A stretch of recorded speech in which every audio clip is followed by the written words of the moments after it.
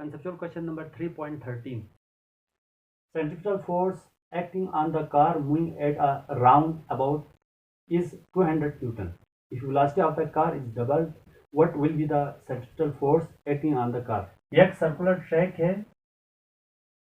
यहाँ इस circular track से के अराउंड जो है वो कार मूव कर रही है और इस वक्त ये जो सर्कुलर ट्रैक पर मूव करने वाले जो कार है इसके ऊपर सेंट्रिफ्यूगल फोर्स लग रही है 200 न्यूटन। डेटा हम बनाते हैं। Data centrifugal force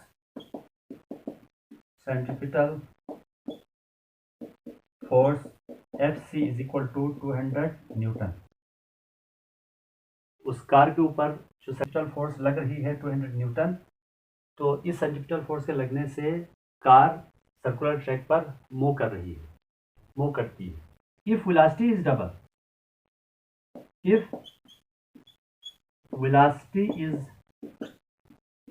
doubled, velocity को डबल किया जाए तो इसका मतलब v dash is equal to 2v।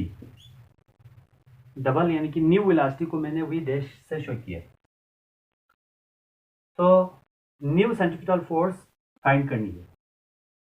New centripetal force Fc dash is equal to question mark. Formula apply कीजिए as Fc is equal to mv square upon r। यह हमारे पास सेंट्रिपिटल फोर्स का फार्मूला है। Fc हमारे पास है, start में जो सेंट्रिपिटल फोर्स लगी है वो हमारे पास 200 न्यूटन है। m जो है हमने एज इट इज रखना है, गिवन नहीं है। v को भी एज इट इज रखो और r को भी एज इट इज रखो। इसको इक्वेशन नंबर 1 लिखिए। Also Fc is equal to mv square upon r for new centripetal force. New centripetal force के लिए मैं ये इक्वेशन लिखूंगा तो Fc की जगह मैं लिखूंगा Fc dash is equal to m v dash square divide by r। According to given condition,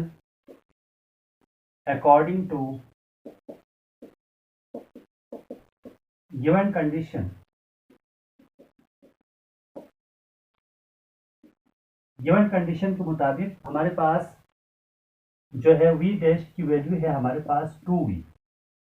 तो Fc dash is equal to m 2v का whole square divide by r। अब ये जो होल स्क्वायर है तो 2 के ऊपर अलग आएगा और v के ऊपर अलग आएगा। तो Fc dash is equal to m 4v square upon r। 4 constant है, इसको शुरू में लेके जाइए। F dash c is equal to 4m v square upon r। इसको एक दफा मैं दोबारा लिख देता हूं यहाँ पर। F dash c is equal to 4m v square upon r, where m v square upon r Fc के बराबर है। यहाँ पे Fc पुट कीजिएगा। Fc dash is equal to 4Fc और Fc की वैल्यू हमारे पास गिवन है। Fc dash is equal to 4Fc की वैल्यू है 200।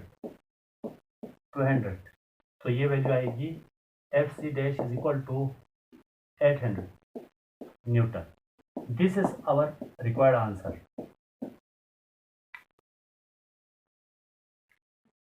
If velocity is doubled, velocity को डबल किया जाए, then the centripetal force increases by 4 times। अगर वेलोसिटी को डबल की जाए तो सेंट्रिपिटल फोर्स 4 गुना बढ़ जाती है। Conceptual question number 3.14, the last conceptual question of this unit. Your car is struck in mud. 2 men sit on the bonnet of your car. This helps you to take your car out of mud. How sitting of men on cars bonnet did help you. जब car किसी कीचड़ में से जब गुजरती है तो कीचड़ के अंदर कार फंस जाती है, तो उसको कीचड़ से बाहर निकालने के लिए हम क्या करते हैं, ये जो कार के या गाड़ी के जो फ्रंट पे जो बोनेट है उसके ऊपर 2 या 2 से ज़्यादा बंदूक को हम बिठाते हैं, उसके ऊपर हम वजन डालते हैं।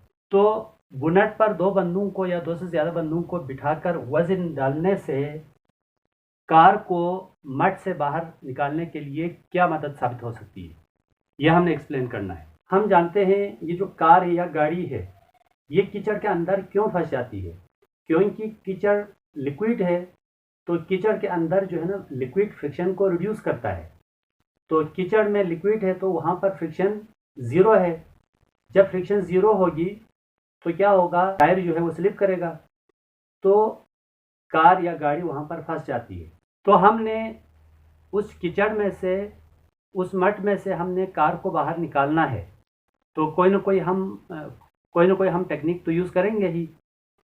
तो इस मकसद के लिए हम गाड़ी के जो फ्रंट पर बोनेट के ऊपर हम 2 या 2 से ज़्यादा बंदे हम बिठाते हैं, ताकि उस गाड़ी के ऊपर हम बोनेट के ऊपर बंदे को बिठाकर हम उसके ऊपर वज़न डालते हैं।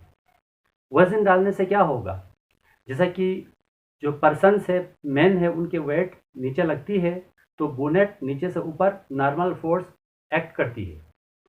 तो हम जानते हैं वेट और normal force action and reaction है। जितनी ज़्यादा वेट होगी उतनी ज़्यादा नॉर्मल फोर्स होगी। वेट को बढ़ाते हुए हम नॉर्मल फोर्स को बढ़ा सकते हैं, क्योंकि जितनी ज़्यादा एक्शन होगी उतना ज़्यादा रिएक्शन होगी। तो वेट और normal force action and reaction है। और हम जानते हैं नॉर्मल रिएक्शन और फ्रिक्शन के दरमियान डायरेक्टली प्रोपोर्शनल है।